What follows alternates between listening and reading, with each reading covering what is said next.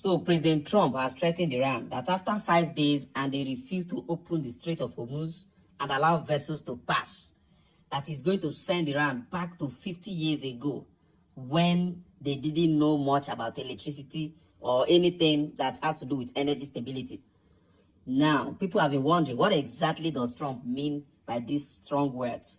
Now watch and see what the US could be carrying out in Iran.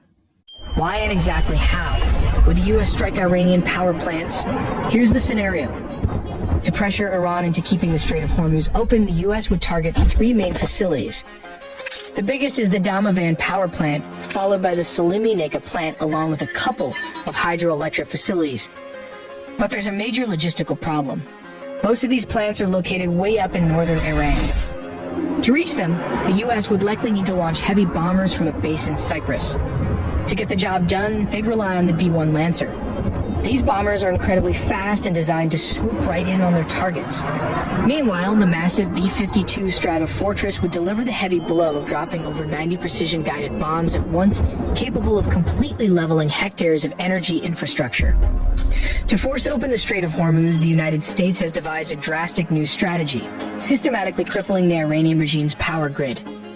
To understand how this unprecedented strike would unfold, we first need to look at the target list. Target 1 is the Damavand combined cycle power plant in Tehran province. This is the crown jewel of Iran's grid. Covering 193 hectares on the outskirts of the capital, it generates a massive 2,900 megawatts. Taking this offline wouldn't just cause a flicker, it would trigger massive rolling blackouts across Tehran. Target 2, the Shahid Salimi Neka plant in Mazandaran province. Situated right on the Caspian Sea coast, this thermal plant produces over 2,200 megawatts. Target 3 is the Shahid Raji plant in Kazvin province. Generating over 2,000 megawatts, taking this facility out would paralyze the critical industrial sector of northern Iran. There are other massive assets, but they come with heavy collateral risks. Hydroelectric dams in Khuzestan province like Shahid Abbaspour generate huge amounts of power, but striking them carries the extreme risk of catastrophic civilian flooding. Then there's the Bushehr nuclear power plant on the Persian Gulf coast. As Iran's sole operational civilian nuclear reactor, striking it would risk deadly nuclear fallout and invite severe international condemnation. Here is exactly how that strike would happen in 3 distinct stages. This is stage 1. The blindfolded begins before a single U.S. aircraft even crosses into Iranian airspace. Tomahawk cruise missiles are launched from the Arabian Sea. They skim dangerously close to the terrain, weaving through the valleys of the Zagros Mountains to blind Iran's early warning radar rays. Simultaneously, F-35 Lightning slip undetected into contested airspace. Utilizing their advanced sensor fusion, they map out Iran's S-300 and indigenous Bavar 373 surface-to-air missile batteries. From safe standoff ranges, they launch a GM-88 anti-radiation missiles, hunting down the radar signals and destroying the air defense network from the inside out. Then comes stage 2, the penetration, with the air corridor temporarily sanitized. Heavy stealth bombers like the B-2 Spirit make their silent approach towards Tehran province. They aren't carrying nuclear yields. Instead, they carry heavy payload packages specifically designed for surgical industrial destruction, like the JDAM weapon system, creating multiple explosions, as many as 80 of these in 60 seconds. Stage 3, the cascading failure. This is stage 3, the hit on Damavand. The objective isn't to level the entire 193-hectare compound. That's inefficient. The goal is to cause catastrophic mechanical failure to the hardest-to-replace components. Bombers drop 2,000-pound GBU-31 JDAM, perfectly threaded through the roofs of the main turbine hulls. The massive explosions shatter the custom machine generator shafts and obliterate the step-up transformers outside. As Damavand and secondary targets like Neka fall offline, the sudden massive drop in grid frequency causes automated safety systems across the entire Iranian network to trip. It results in a devastating cascading failure, plunging military command centers, industrial bases, and major cities into total darkness. Because the Shahid Salimi Neka plant sits far to the north, resting right on the edge of the Caspian Sea, reaching it requires piercing deep into Iranian airspace. This is where the U.S. Air Force would call in the B-1B Lancer. Swooping in over the Alborz mountain range, the B-1 would unleash a devastating, rapid-fire sequence of 2,000-pound JDAM. The precision munitions would tear through the Naka plant's thermal generation infrastructure, crippling the 2,200-megawatt facility in a matter of seconds before the bomber hits the afterburners and disappears back over the horizon.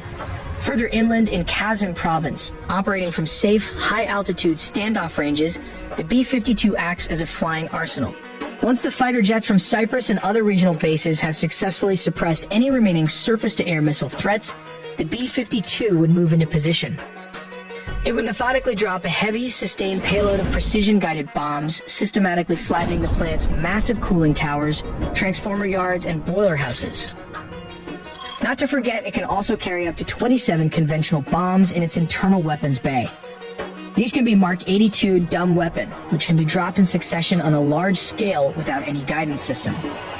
But how do you get an underground nuclear enrichment plant? The underground nuclear programs. The problem is, these aren't just buildings you can level. They are heavily fortified subterranean labyrinths buried deep beneath solid rock. If you wait too long, the enemy moves their most critical assets, nuclear enrichment fuels, into impenetrable bunkers. So the military drops this specialized deep penetration munitions, massive bunker busters designed to slice through the earth and detonate inside the mountain. It's a surgical, violent procedure meant to collapse the underground networks entirely, setting the nuclear program back by decades. By week 4, you've achieved full air superiority. The massive bombing campaigns stop, and the hunting game begins. F-22 Raptors and F-15s take over, aggressively patrolling the entirety of Iranian airspace. They are kept continuously aloft by a steady rotation of flying tankers. It becomes a highly coordinated hunt.